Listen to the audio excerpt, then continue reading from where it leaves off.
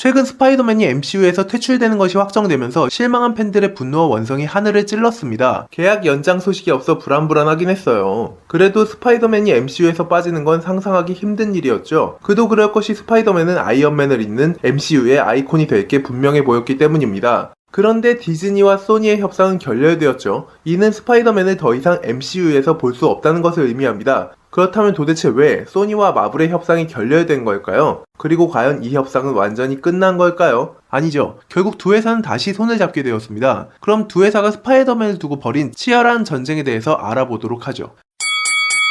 일단 소니가 스파이더맨 영화를 제작하던 때로 돌아가 봅시다. 스파이더맨 오리지널 시리즈는 히어로 영화의 한 획을 그은 엄청난 시리즈였습니다. 특히 스파이더맨 1, 2는 흥행과 완성도 모두를 잡은 작품이죠. 그러다가 소니가 너무 욕심을 냈어요. 3편에서 크게 헛발질을 합니다. 흥행이 될 만한 요소를 다 때려박으니까 무리수가 생길 수밖에요. 예나 지금이나 소니는 스파이더맨 좀 잘 나간다 싶으면 베놈을 끼얹는 게 버릇인 것 같네요. 이 과정에서 감독 샘 레이미와 소니의 마찰이 심해졌고 흥행과 별개로 완성도에서 혹평을 면치 못했습니다. 결국 샘 레이미가 감독에서 하차하게 되었죠. 사실 스파이더맨 오리지널 시리즈는 3편에서 끝나는 게 아니라 그 이후까지 예정이 있었습니다. 4편에서는 존 말코비치가 벌처로 등장할 예정이었죠. 소니는 고민 끝에 스파이더맨 시리즈를 리부트하기로 결정했고 500일의 썸머로 유명한 마크 웨브 감독으로 데려왔습니다. 그렇게 어메이징 스파이더맨 시리즈가 탄생했죠. 어메이징 스파이더맨 시리즈는 평가가 꽤나 애매했습니다. 그저 그런 평작이라는 평가를 벗어나지 못했어요. 심지어 어메이징 스파이더맨 2는 흥행했다고 하기에도 좀 민망합니다. 거의 본전치기 정도였으니까요. 소니는 이 상황이 굉장히 실망하게 됩니다. 당시 마블은 캡틴 아메리카 윈터 솔저, 가디언즈 오브 갤럭시로 흥행을 빵빵 터뜨리고 있었죠. 이때 마블과 소니의 거래가 시작됩니다. 마블의 제안은 상당히 파격적이었어요. 소니가 제작비를 전부 부담하는 대신에 영화는 마블에서 제작하는 겁니다. 마블이 영화 수익의 딱 5%만 가져가죠. 이게 자원봉사냐? 그럴 리가요. 11호 어벤져스 등 굵직굵직한 이벤트에 스파이더맨을 참전시키려는 마블의 계산이 깔려 있었어요. 소니는 자신들이 만든 스파이더맨 시리즈가 고전하고 있었기 때문에 거절할 이유가 없었습니다. MCU의 스파이더맨은 흥행이 보장된 상품이니까요. 이렇게 MCU판 스파이더맨이 탄생하게 됩니다. 이유는 여러분이 아시는 대로 진행돼요. 톰 홀랜드의 스파이더맨은 스파이더맨 홈커밍, 파프롬 홈 등 솔로 무비와 11워, 어벤져스 등에서도 활약하게 됩니다. 그런데 여기서 몇 가지 변수가 발생해요. 여기서부터가 중요합니다. 마블은 스파이더맨을 오래 잡아두고 싶었습니다. 그래서 유리하게 협상을 끌어오기 위한 방법을 고민했죠. 마블은 아이언맨의 요소를 스파이더맨에 가져옵니다. 스파이더맨과 아이언맨의 특수한 관계, 큰 비중을 차지하는 해피호건, 아이언맨 스파이더슈트 등 여러 요소를 스파이더맨 솔로 영화에 심어놓은 것입니다. 이렇게 하면 MCU에서 스파이더맨을 빼내기가 상당히 까다로워지겠죠. 여기까지가 마블의 계산입니다. 그럼 소니는 어떨까요? 소니는 소니 마블 유니버스, 즉 스파이더맨 캐릭터들을 활용한 자신들만의 세계관을 구축하려고 했습니다.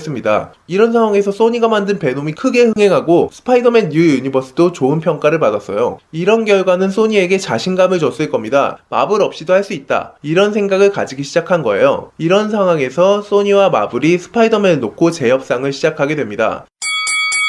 스파이더맨 파프롬 홈은 마케팅비를 제외한 순수 제작비가 고작 1억 6천만 달러로 제작되었습니다. 참고로 5년 전에 제작한 어메이징 스파이더맨 2보다 훨씬 적은 제작비로 만든 작품이에요. 그런데도 스파이더맨 파프롬 홈의 수익은 11억 달러를 넘겼습니다. 역대 스파이더맨 중 가장 크게 흥행했음은 물론이고 소니 픽처스의 최대 흥행작이 되었죠. 당연히 이 영화의 성공 뒤에는 어벤져스 엔드게임이 있다는 것도 부정할 수 없는 사실이고요. 마블은 재협상 과정에서 소니에게 무려 50대 50의 수익 배분을 제안한 걸로 알려졌습니다. 영화 판권 소니한테 있는데 좀 너무한 거 아니냐? 하지만 마블의 이러한 제안에는 이유가 있었습니다. 첫째, MCU가 아니면 스파이더맨이 이렇게까지 흥행하기는 힘들었을 거라는 계산이에요. 마블은 자신들이 아니면 이 정도 제작비로 엄청난 흥행을 끌어올 수 없다는 것을 잘 알고 있을 겁니다. 이미 두터운 팬층을 확보한 MCU 세계관은 영화의 흥행의 결정적인 요인이었어요. 그러니 당연히 그에 상응하는 대가를 받으려고 하는 거죠. 둘째, 케빈 파이기가 너무 바빠졌다는 겁니다. 최근 디즈니는 디즈니 플러스의 오리지널 컨텐츠 마블 드라마를 발표했죠. 이 드라마들은 MCU 세계관에 직접적인 영향을 주고받습니다. 따로 분리된 이야기가 아니에요. 아니라 같은 세계관을 공유하는 드라마가 나오는 거예요. 때문에 MCU의 큰 그림을 그려온 케빈 파이기의 일이 상당히 많아졌습니다. 그런데 소니 마블 유니버스까지 간접적으로 관여해야 하는 상황이 될 수 있는 거죠. 이건 디즈니가 원하는 상황은 절대 아닐 겁니다. 셋째, 마블이 키울 캐릭터는 무궁무진하다는 거예요. 사실 아이언맨, 캡틴 아메리카, 토르 이런 히어로들은 세계적으로 인지도가 높은 캐릭터는 아니었습니다. 그런데 영화로 만들어지면서 엄청난 인기를 끌었죠. 이런 캐릭터가 마블에는 아직도 엄청나게 많습니다. 그러니 굳이 스파이더맨에만 집착할 필요는 없다는 계산도 있겠죠. 넷째, 스파이더맨의 영화판권은 소니에게 있지만 그 외의 권리는 여전히 마블에 있습니다. 뭔 얘기냐? 만약 소니가 영화를 잘 만들어서 히트를 치면 스파이더맨 관련 상품들이 많이 판매될 것이고 이는 전부 마블, 즉 디즈니의 수익으로 이어집니다. 그러니 굳이 마블이 손을 대지 않아도 되는 거죠. 그럼 소니의 계산은 뭘까요? 소니는 마블에게 25%의 수익 배분을 제한한 걸로 알려졌습니다. 즉 이 정도까지는 MCU의 영향력을 인정하겠다는 거죠. 하지만 50%는 전혀 다른 문제가 됩니다. 차라리 좀 덜 잘 되더라도 소니 스스로 스파이더맨을 제작하는 게 낫지 않을까 하고 생각을 하게 되겠죠. 게다가 스파이더맨이 MCU에서 빠져나오면 소니 마블 유니버스의 스파이더맨을 자유롭게 사용할 수도 있습니다. 베놈이 흥행에 성공해서 자신감도 생겼을 거고요. 이렇게 서로 다른 이해가 충돌하면서 소니와 마블의 협상은 결렬되었습니다. 케빈 파이기와 톰 홀랜드가 직접 인터뷰로 밝혔죠. 그렇다면 이제 MCU에서 스파이더맨을 영영 볼 수 없는 것일까? 그럴 리가요. 소니와 디즈니, 즉 마블은 이대로 관계를 끊을 수 없는 이유가 있었습니다.